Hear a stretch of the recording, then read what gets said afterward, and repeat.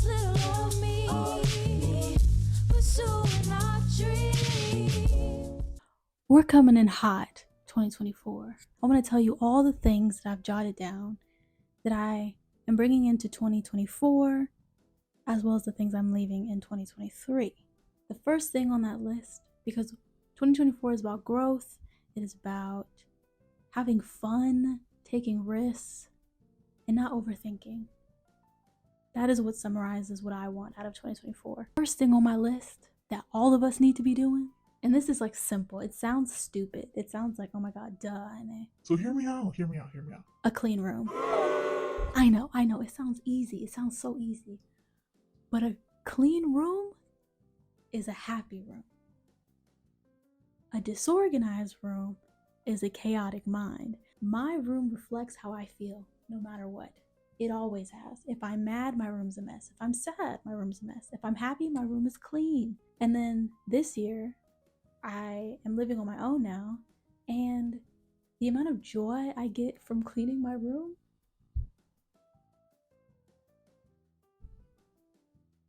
it's ridiculous. And on top of that, when I'm sad and I come into a clean room, it automatically gives me 10 brownie points of happiness, no matter what. Regardless of what I feel, me coming into a clean room is a kiss on the forehead. Number 2, we are being willfully ignorant to pop culture in 2024. And what do I mean by that?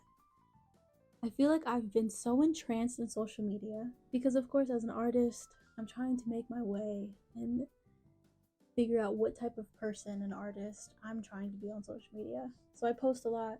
I also follow a lot of people and try to stay in the know about the things to know. And the amount of time I've wasted on Keke Palmer's situation, just so many little micro doses of toxic situations in pop culture where I don't know these people. Why do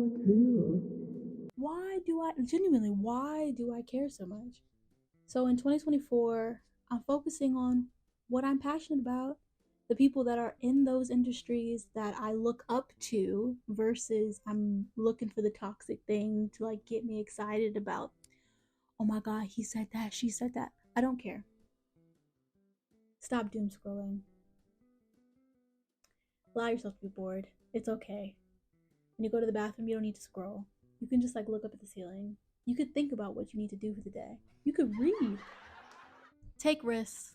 I want to be a kid again. I think that I've kind of lost sight of the fun and just existing. I think back to a lot of the big decisions that I've made have been around things I'm passionate about. When I was in high school, I loved to screen print. And I said, let me turn this into a business. Suck the life out of it, and I didn't want to do it anymore. When it comes to fashion, in high school and middle school, I feel like I was a showstopper. I wasn't afraid to do my hair in weird ways. I would have all the crazy cornrows. I would do the little dollop on your head, the Janelle Monáe style. But I did it before I even knew Janelle Monáe existed. I looked like a rock star one day, then I would look like a ballerina the next day, and then it all ceased to exist. I'm tired of being scared of just trying things and being weird and falling on my ass and then getting back up. And of course, I've done that with going to Norway, but I want to keep doing it. Like, just go ice skating and see if you can figure skate. Don't turn it into a business. Don't think about how you can make money off of it. Do it because you enjoy it, not because you're trying to be productive all the time. That's my problem. I'm always trying to be productive. And that has its pros and its cons. But just do it because you like it. You deserve to just be passionate because it makes you feel good. We're stopping the overthinking in 2024. I am number 1. Analysis paralysis, overthinking, making all these plans and then being like, oh my God, it's so many plans. Choose something. You have to choose something. I'm telling myself this. I have to choose something instead of sitting there with the infinite amount of possibilities and then being scared because there are infinite possibilities. You and I, we got this. And we have to trust our bodies. We have to trust that we know what is good for ourselves. And if we don't, then we'll take the limited amount of time to dive in deep and figure it out. Every decision in my life at this point feels so important. It feels like it's the decision for the rest of my life. But remember, you can always change your mind. You can always change your mind. Nothing you do right now has to be stagnant. Like I make everything sound so important, and it has so much power, when reality is you choosing a color for your brand. It's not the end of the world. It's not the end of the world. If you change your mind, you can just change your mind. It's not as deep as we make it out to be. So that's what we're bringing into 2024. Stop overthinking. Stop the analysis paralysis. You're going to choose something. I'm going to choose something. And we're going to just commit. Amen. Amen. I don't like to be around uncertain people, so I need to stop being an uncertain person. We are setting boundaries in 2024. Okay?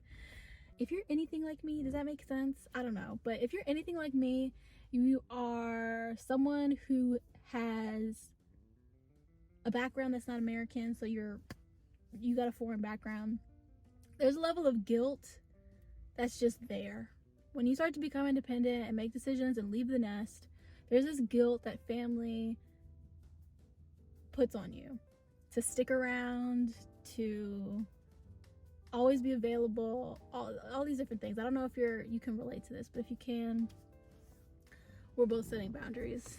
And if we're not available, we're not available. If we want to move away, we move away. If we want to make the hard decision, we make the hard decision without that extra layer of fear, anxiety, and guilt, because it's not fair. You should be able to make the decisions that you want. You should be able to do what you want without guilt, because that's not healthy at all. And you may not notice it, but it affects all your relationships. It affects how you show up for yourself as well. Decisions that you want to make that you know are good for you, you feel guilty about. You saying no to a friend because you are not available, or you just don't want to go, you feel guilty about. If you don't want to do it, you don't have to do it. It's okay. It's okay. Like, why is that so insane to just say no? But we're going to start saying no without having to over-explain and buffer. Be like, no, I'm sorry, but I can do it. No. Boundaries. Boundaries. Boundaries! No! 2024, we're saying no. And not feeling guilty about it. And the last thing, we're going to stop making assumptions about what we think people think about us. If somebody says something a little off, don't create a whole storyline, okay? Don't do it, because it's probably not what they're thinking. If somebody honks at you, they may have accidentally hit the honker.